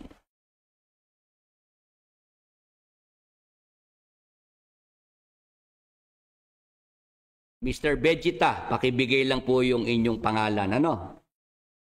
Para dito po sa inyong prayer request. Sa pangalan ni Jesus, sakit sa baga, inuutosang mawala kay Edgar Casiano Lopez. Pagkaloob din ang kagalingan sa kanyang baga at ipagkaloob ang maginhawang paghinga. Be healed in Jesus' mighty name. Thank you, Lord Jesus Christ. Amen. Sister na Ninita Chuya, masakit na alak-alakan. Sa pangalan ni Jesus, sa dugo ni Jesus, sakit sa alak-alakan. Pananakit ng alak-alakan, inuutosang mawala kay Sister Ninita Chuya. Sa dugo ni Jesus, kagalingan ay ipagkaloob na dumaloy sa kanyang alak-alakan. Be healed in Jesus' mighty name. Thank you, Lord Jesus Christ. Amen. Kay Brother Jimmy, sa pangalan ni Jesus, virus, ubo at sipon ay inuutusang mawala sa tahanan ni Brother Jimmy sa kanyang pamilya. Sa dugo ni Jesus, kagalingan ay ipagkaloob kay Brother Jimmy at sa kanyang buong pamilya. In Jesus' mighty name, thank you, Lord Jesus Christ. Amen. Kay Carlos Ramos Sr., sakit sa baga. Sa pangalan ni Jesus, sa dugo ni Jesus, sakit sa baga, inuutosang mawala sa katawan ni Carlos Ramos Sr. Sa dugo ni Jesus, ipagkaloob ang kagalingan sa baga. Be healed in Jesus' mighty name. Thank you, Lord Jesus Christ. Amen. Kay Victor Gomez, Almoranas, renal cyst. Sa pangalan ni Jesus, sa dugo ni Jesus, Almoranas, renal cyst, bile duct, cataract, inuutosang mawala sa katawan ni Victor Gomez. Sa dugo ni Jesus, ipagkaloob ang kagalingan. Thank you, Lord Jesus Christ. Amen. Ay Diana Gomez, pagkalooban ng Panginoon ng tamang asawa. Sabi ko sa inyo, magpaligaw sa tamang manliligaw. Tama po ba? Kailangan pumili ng manliligaw, tamang tao para maging maayos yung mapapangasawa. Sige po, sa pangalan ni Jesus, sa dugo ni Jesus, ipagkaloob kay Diana Gomez na makatagpo ng mabuting tao na makakasama sa buhay, mapapangasawa. Sa pangalan ni Jesus. Thank you, Lord Jesus Christ. Amen. Sige po, lahat tayo na narito po ay magtaas ng ating mga kamay, kanang kamay, utusan po natin ng mga sakit karamdaman na nasa ating mga katawan, sa ating mga mahal sa buhay. Kayo na po magsabi kung ano po mga sakit karamdaman yan at sa pananampalataya po, tanggapin natin ang kagalingan. Sa pangalan ni Jesus, sa dugo ni Jesus, inuutosang umalis, mawala sa ating mga katawan, sa ating mga mahal sa buhay, anumang sakit, anumang karamdaman. Sa pangalan ni Jesus, sa dugo ni Jesus, kagalingan, kasiglahan at kalakasan na ipagkaloob sa ating mga katawan, sa ating mga mahal sa buhay. Be healed and be restored in Jesus' mighty name. Thank you, Lord Jesus Christ. Amen. Mahabol po si Brother Enchong.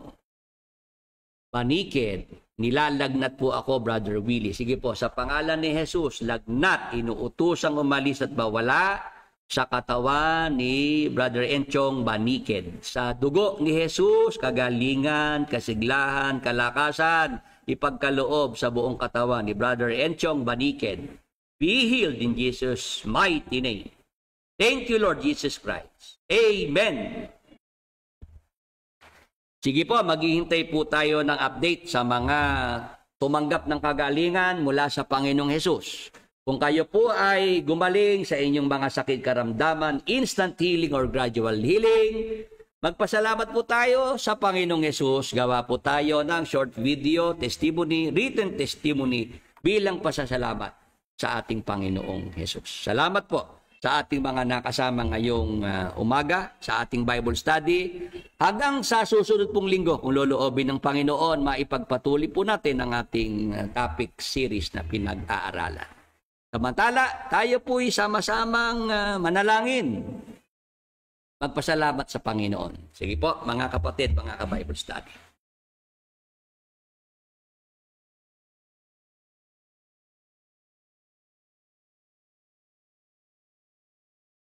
Tayo po'y manalangin. Panginoon naming Diyos, Amang banal na dakila, makapangyarihan sa lahat. Sa pangalan ng aming Panginoong Hesukristo, sa kapangyarihan ng Espiritu Santo. Sa dugo ni Jesus, Ama, tanggapin mo po ang aming kausap-puso sa salamat. Sa mabuting pagkakataon na ipinagkaloob mo, sa araw na ito, na muli po kaming makapag-Bible study. Kami po'y matuto ng iyong mga banal na salita.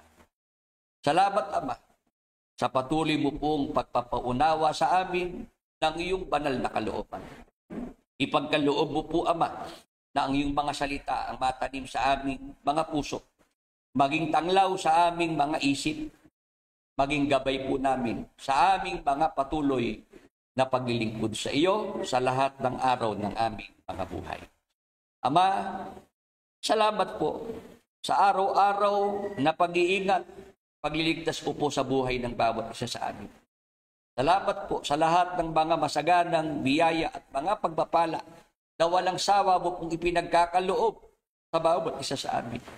Amang banal, salamat po sa iyong kabutihan. Salamat po sa iyong pagmamahal. Ama, sa mga oras na ito, pagpalain mo po ang lahat ng mga nakinig ng pangangaral ng iyong mabuting balita. Ng aming mga mahal sa buhay, mga kaibigan, maging ang aming mga kaaway. Maawa ka po, Ama, sa bawat isa sa kanila. Sila'y mga kapwa-tao namin na nag-iibig din na maging dapat sa iyo. Iwanagan mo po, Ama, kanilang mga pag-iisip. Ipuin mo po ang kanilang mga puso. Bigyan mo po sila, Ama, ng pagkakataon na maunawaan nila ang iyong banal na kalooban.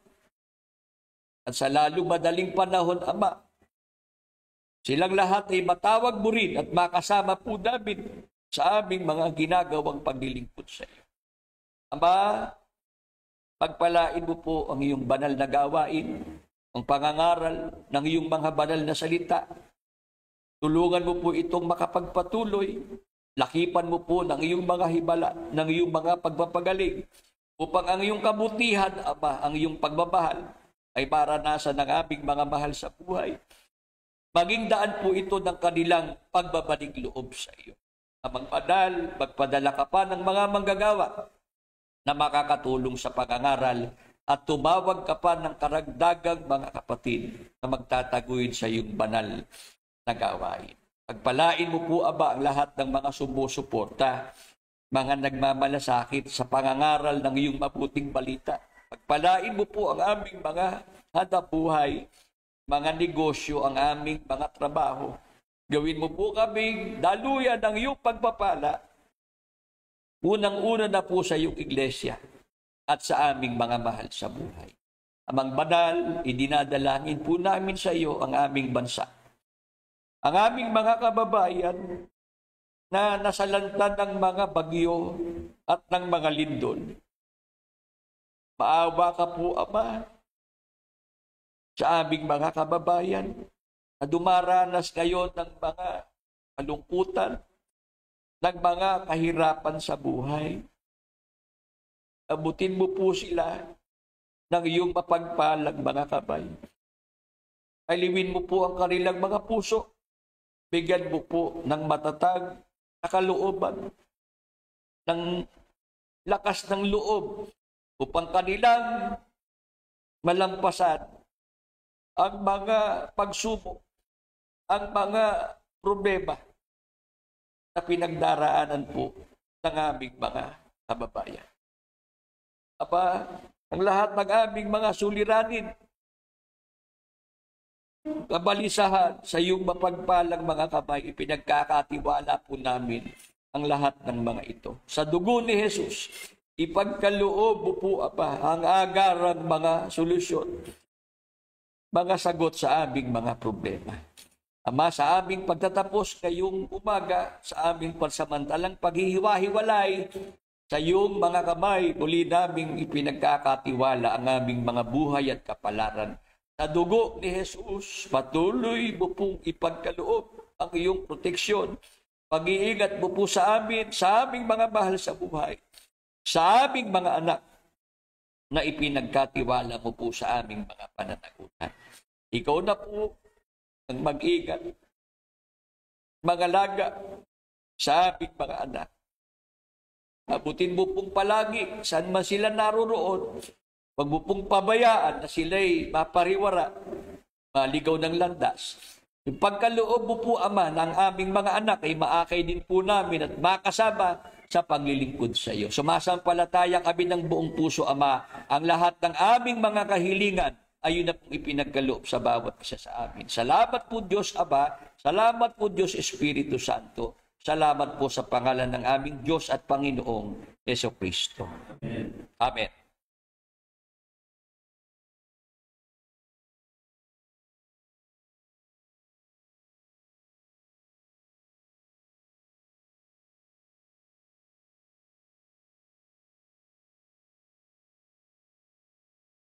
Salamat po sa lahat po ng ating mga nakasama ngayong gabi o ngayong umaga pong ito.